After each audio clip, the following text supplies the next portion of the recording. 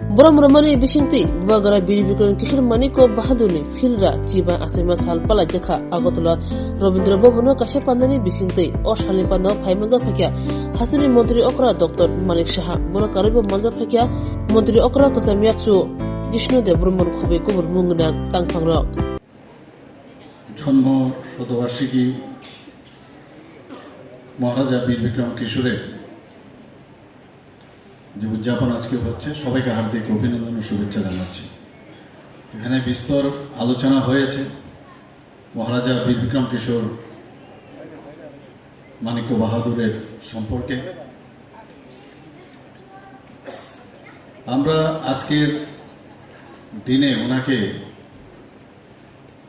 স্মরণ করার জন্য ত্রিপুরা সরকারের তরফ থেকে এবং এই দিনটি যেন ভালোভাবে আমরা পালন করতে পারি, আমরা ছুটির ঘোষণা করেছি।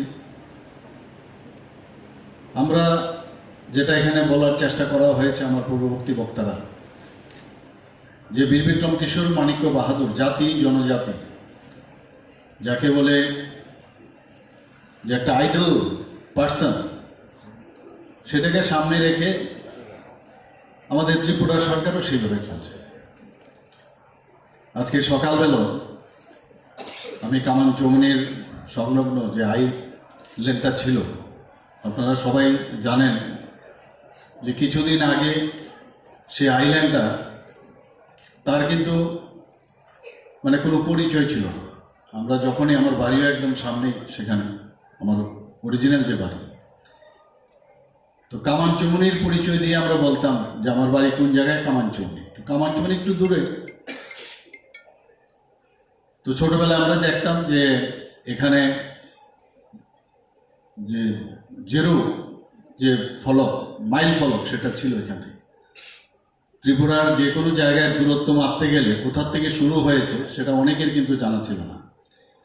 ছোটবেলায় আমরা দেখতাম সেই জিরো যে মাইল ফলক, সেটা এখানে দেখতাম। আস্তে আস্তে সেটা নিচে, মাটির নিচে চলে গিয়েছিল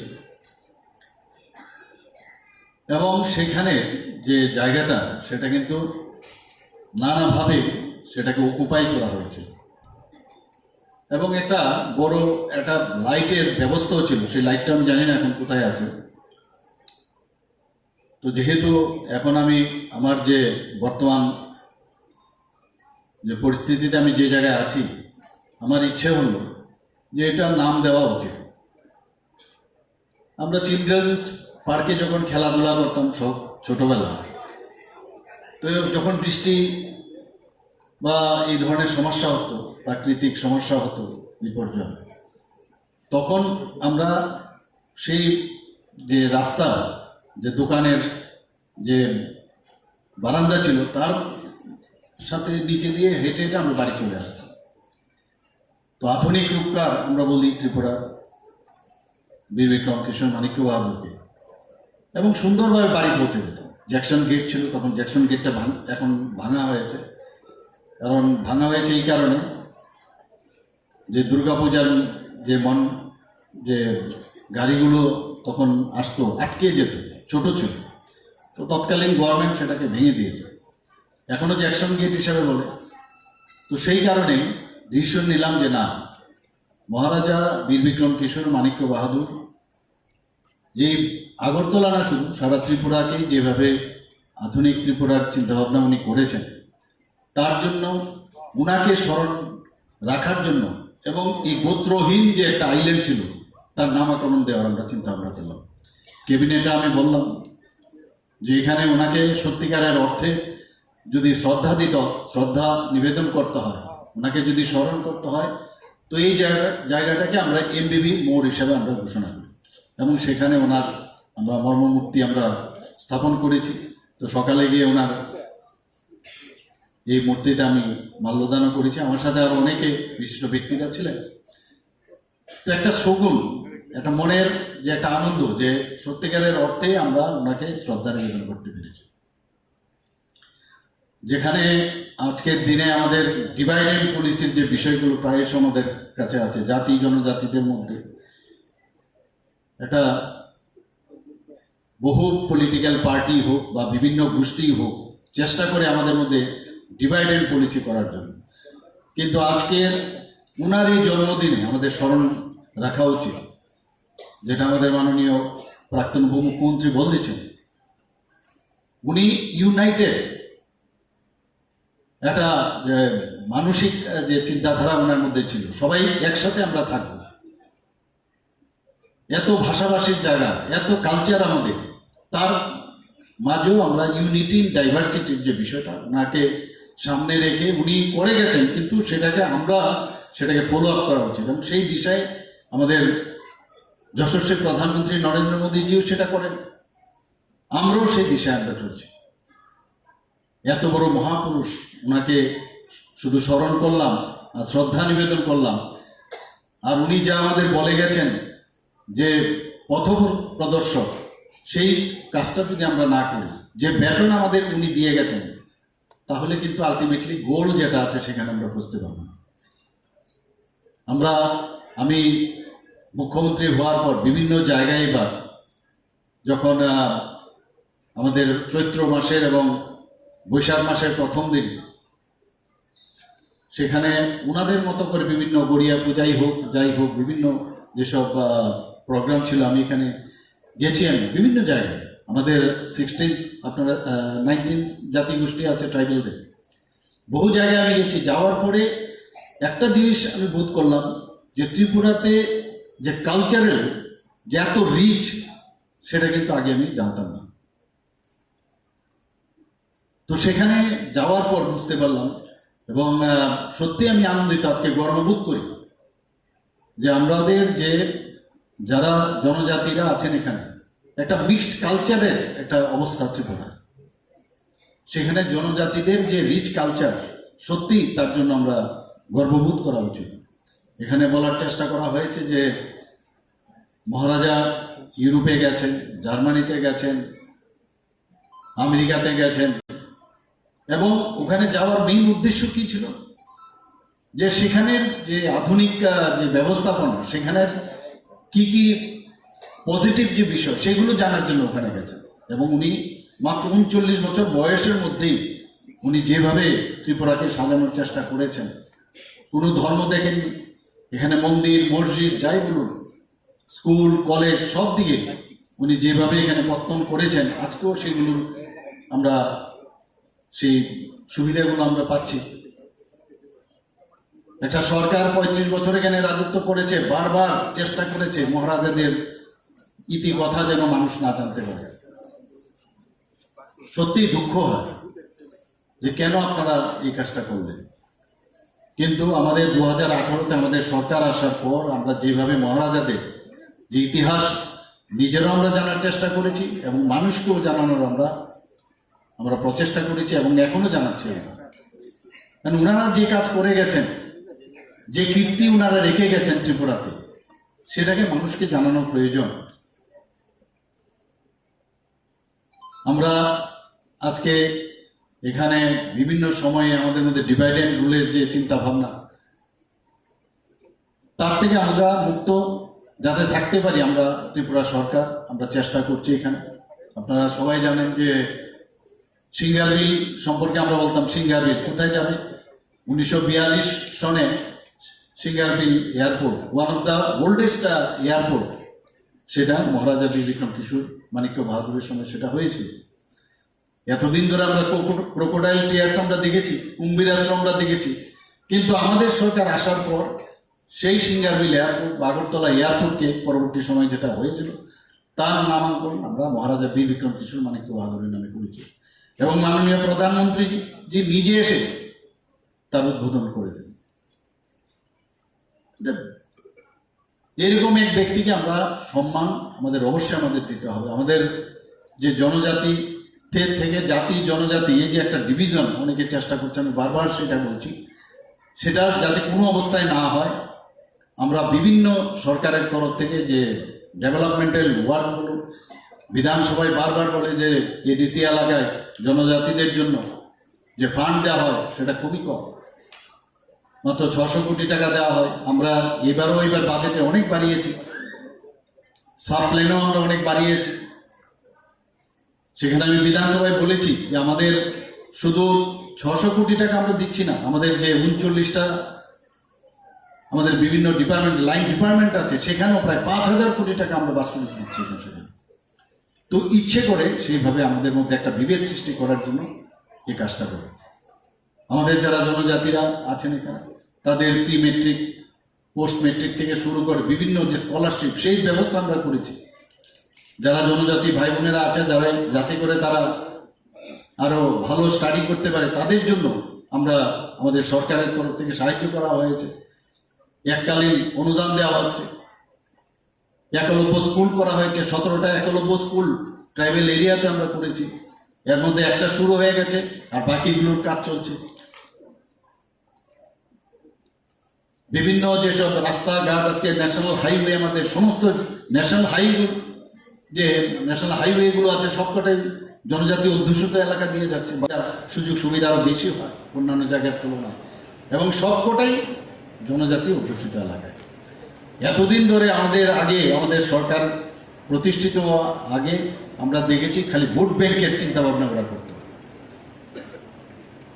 সেটা থেকে আমরা চেষ্টা করেছি যাতে মানুষের জন্য আমরা কাজ করতে পারি। যেভাবে আজকের আমরা জন্মদিন পালন করছি মহারাজা বীর বিক্রম কিশোর মানিক্য বাহাদুর, ওনাকে যদি সম্মান দিতে হয় তবে এই কাজগুলো আমাদের অবশ্যই করতে হবে, এবং সেই দিশায় আমরা কাজ করছি। আজকে এখানে যেসব বিভিন্ন ডেভেলপমেন্টের যে কথাগুলো এখানে হচ্ছে, উনি যে মার্গদর্শন আমাদের দেখিয়েছেন, আজকে মন্দিরেই হোক, মসজিদেই হোক, বা বিভিন্ন যেসব রুদ্রসাগরের যে রাজবাড়ি আছে সেখানে ডেভেলপমেন্টই হোক, তো সব জায়গায় আমরা এই কাজগুলো করছি। কৃষি, শিক্ষা, স্বাস্থ্য, যোগাযোগের বিষয়ে উনি সবসময় চিন্তা ভাবনা করতেন, এবং আমরাও প্রায়োরিটি সেক্টর হিসাবে আমরা সেই কাজগুলো আমরা করছি। উনি সবসময় ভাবতেন যে বিকেন্দ্রীকরণ করা খুব প্রয়োজন, ডিসেন্ট্রালাইজেশন দ্য পাওয়ারের খুব প্রয়োজন। গণতান্ত্রিক পদ্ধতির মাধ্যমে উনি যে চিন্তা ভাবনা করছেন সেইভাবে আমরা কাজগুলো করছি। উনি জুম চাষের বিষয়ে উনি বলেছেন যে জুম চাষ, সে পরিবর্তে হাল চাষের কথা উনি বলেছেন, এবং আজকে ওনার বিষয়ে এত কথা এখানে আমরা শুনলাম, আমরা আজকে সমৃদ্ধ হয়েছি।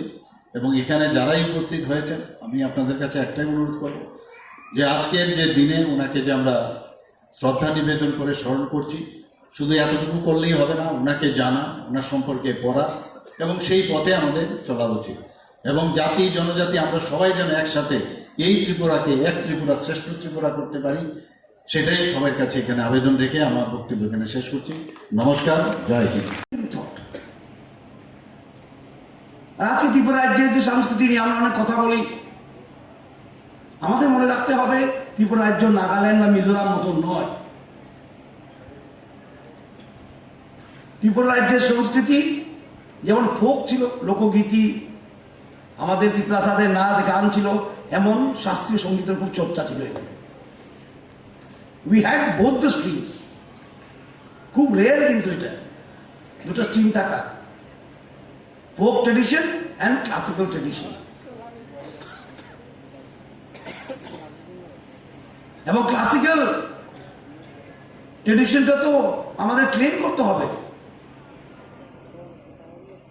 অনেকজনে জানে না যে বড় বড় উস্তাদ আলাউদ্দিন খান, ওরা সব এখান থেকেই কোর্ট মিউজিশিয়ান ছিলেন। বেগম আক্তার, বিশ্বদেব ভট্টাচার্য, বিসমিল্লাহ খান, ওরা ত্রিপুরার সঙ্গে যুক্ত ছিল। আমরা নিজের ইতিহাসকে আবার যদি ক্লেম না করি,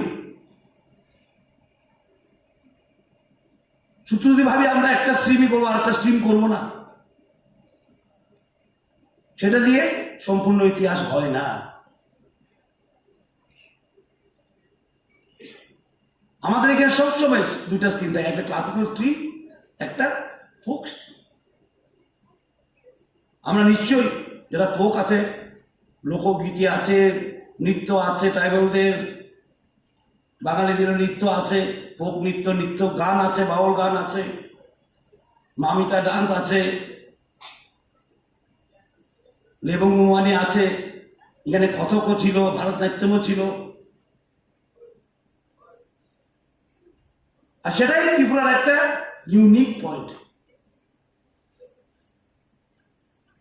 আজকে ইংলিশে বলে না ইউএসপি, ইউনিক সেলিং পয়েন্ট, সেটাই ত্রিপুরা রাজ্যের, এটা করতে হবে। এমনকি হিন্দি ফিল্ম জগতে আমাদের কন্ট্রিবিউশন আছে, through Rahul Dev Barma and S D. Burman. Classical মিউজিকে আমাদের কন্ট্রিবিউশন আছে। ভারতবর্ষের প্রথম ক্যামেরা দুটো এসেছিল, একটা ত্রিপুরা রাজ্যে। ফটোগ্রাফিতেও আমাদের অবদান আছে।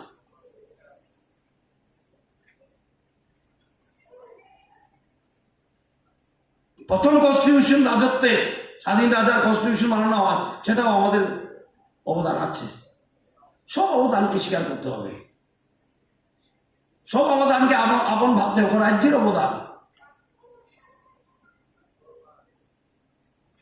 এটা নিয়েও গর্ব করার দরকার। রবীন্দ্রনাথ মতন একটা বিশ্বকবি আমাদের ইতিহাস নিয়ে লিখেছেন। বিসর্জন, রাজশ্রী, মুকুট, উনি ইচ্ছা করে লিখতে পারবেন রাজস্থানের সম্বন্ধে, লিখতে পারতেন পাটিয়ালার সম্বন্ধে, লিখতে পারতেন হায়দ্রাবাদের সম্বন্ধে, অনেক বড় বড় রাজা, মুকুটও বড় বড় ছিল, ঠিক না?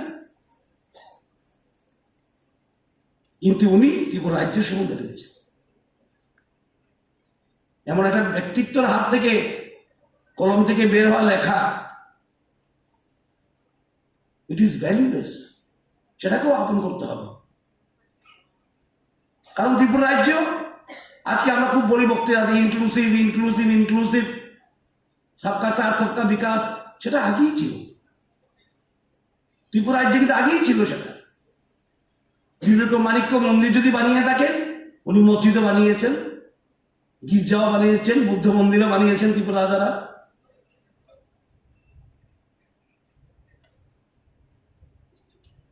এত ডাইভার্সিটি থাকা সত্ত্বেও আমরা ইউনাইটেড ছিলাম, কারণ আমাদের চিন্তাধারা ঠিক ছিল। মহারাজাও বুঝতেন সমাজে বিভাজন আনলেই সমাজ ভেঙে যায়। মহারাজাও এই কথা বুঝতেন। আমার মনে আছে, 90 সনে আমি একটা সংস্থায় ছিলাম চেয়ারম্যান, ঝর্ণাদি বসে আছেন, আমরা অনেক বিবেক মানিকের গানও রেকর্ড করেছি, হিন্দি গান, তৎকালীন দিনে হিন্দি গান লেখা, আর বেশ মডার্ন গান, রঙ্গিলি কিউ করতি হেরান, খুব সুন্দর শাস্ত্রীয় সঙ্গীতে বেশ করে। বৃন্দেশ্বর মানিক্য বাঁশি বাজাতেন, বিজেন্দ্র মানিক্য পদাবলী লিখেছেন এবং রবীন্দ্রনাথের আগেই লিখেছেন। এরপরে রবীন্দ্রনাথ ঠাকুর লিখলেন ভানু সিংহের পদাবলী। So we have so many first, so much of culture, so much of history. কোনটাকে বাদ দেওয়ার দরকার নেই, সবকে নিয়ে চলা। তখন জীবনটা আরো উন্নত হবে, চিন্তাধারা উন্নত হবে। আর যদি আমার সুবিধা মতো আমি বলি না এটা বাদ দিয়ে দিই, এটা বলবো না, বললে আমার ক্ষতি হবে না, সবটাই বলা দরকার। এবং ইতিহাস অনেকজন পছন্দ, আমি পছন্দ করতাম না আমার যুবকালে। ইতিহাস পড়বো, বলবো কি ইতিহাস পড়বো, পানিপাতের যুদ্ধ, কি এর যুদ্ধ। কিন্তু আজকে বয়সের সঙ্গে সঙ্গে বুঝি science stream, commerce stream, art stream, সব স্ট্রিম, ওশন একটাই, সমুদ্র একটাই, সেটা ইতিহাস। সেখানে যেতে হবে সব স্ট্রিমকে। সব স্ট্রিমের মিলন কোথায় হয়? সেই ওশন, মানে সেই সমুদ্রে যেখানে ইতিহাস থাকে। এবং ইতিহাস, ত্রিপুরা রাজ্যের ইতিহাসে দেখলে অনেক কথা আছে যেটা হয়তো আজকে ছেলেমেয়েরা জানে না। আমি একটা বলে যাবো আজকে। আমাদের কাছে একটা বাটন ছিল, খুব এত বড় বড় বাটন, দেখতে হীরের মতো। এটা আমার কাকার কাছে ছিল, অনদেবাবু ছিলেন ক্ষীরগোপাল কর্তার কাছে। আমি বলেছি, আমার বয়স কম, আমি বলছি এত বড় বড় হীরা, আরে বাবারে, এটা অনেক দাম হবে, বিক্রি করলে ভালো হয়, রেখে কি করবো এত বড় বড় হীরা, কে পড়বে? তখন আমার কাকা আমাকে বলছে এটা হীরা নয়, এটা কাঁচ, দিস ইজ গ্লাস। আমি বলছি রাধাকৃষ্ণ মানিকের বোটাম, পাঞ্জাবির বোটাম, কুর্তার বোটাম। আমি বলছি রাজা আবার কাজ করবে কেন? তখন আমার ঠাকুরদাদাও জীবিত ছিল, ভালো কথা। উনি বলেছেন প্যালেস না, এই প্যালেসে মহারাজা কোনদিনও থাকে না। রাধাকিশোর মানিক্য বাসের বাড়িতে থাকতো, উনি প্যালেসে থাকতেন না। প্যালেস ছিল for state function and state guest.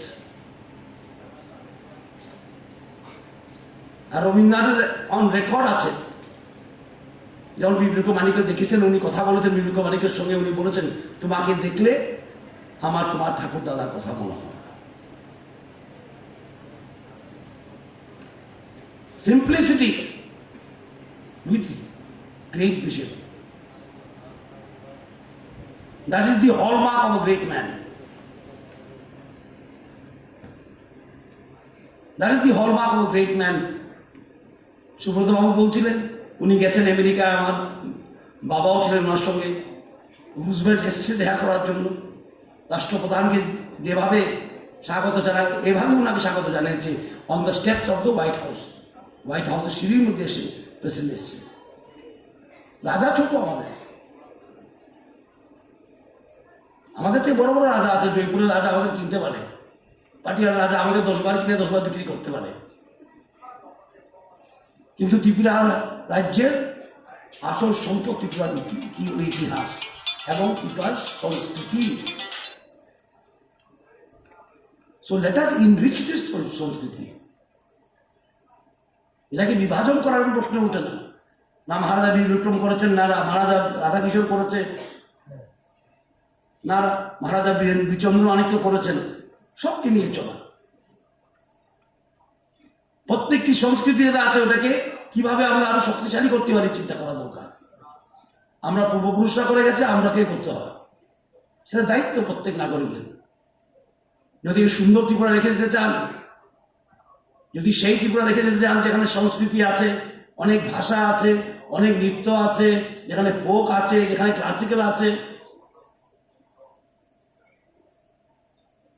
সবটাই দেখতে হবে। ত্রিপুরাতে সংকীর্ণ মনোভাবের কোনো জায়গা নেই, ইতিহাসে সংকীর্ণতার কোনো চ্যাপ্টার নেই। একজন সিপিএম নেতা, প্রাক্তন মুখ্যমন্ত্রী, আমি একবার জিজ্ঞেস করছিলাম, আমার সঙ্গে বন্ধুত্ব আছে, ওনার জিজ্ঞেস করেছিলাম ত্রিপুরার ইতিহাস, আরে বলে ও কি ইতিহাস, ওটা তো রাজায় পয়সা দিয়ে লিখিয়েছে রাজমাতাকে। এই দৃষ্টিভঙ্গি ভালো নয়। শুধু রাজমালায় যে নাচে এটা কথা না। আমাদের vice chancellor, ex vice chancellor বসে আছেন, উনি জানেন Tripura history has been recorded in the gazetteers of Bengal. ত্রিপুরার হিস্ট্রি আকবরের মন্ত্রী আব্দুল ফয়জাল রেকর্ড করে গেছে, এবং আকবর নামা বা আইনি আকবরী যেটা আছে সেটা লেখা আছে যে পূর্ব দিকের রাজা যদি কেউ পাওয়ারফুল থাকে, শক্তিশালী থাকে, সেটা হলো ত্রিপুরার রাজা। It is recorded by Abdul Fazl. Abdul ফজলকে তো আমরা টাকা দিতে পারবো না, ঠিক না, সম্ভব না। ভারতের সম্রাটের প্রধানমন্ত্রী। আমার বাবা আমাকে বলেছেন রাজা যখন কাজ করে সেটা হীরা হয়, আর ত্রিপুরা রাজার হীরা পড়ার দরকার নেই, অনেক কাজ বাকি আছে। এই পয়সা দিয়ে আমি অনেক কাজ করতে পারি, স্কুল বানাতে পারি, চিকিৎসালয় বানাতে পারি, তো হীরা নাই পড়লাম। আপনি উজ্জয়ন্ত প্রসাদ দেখেন,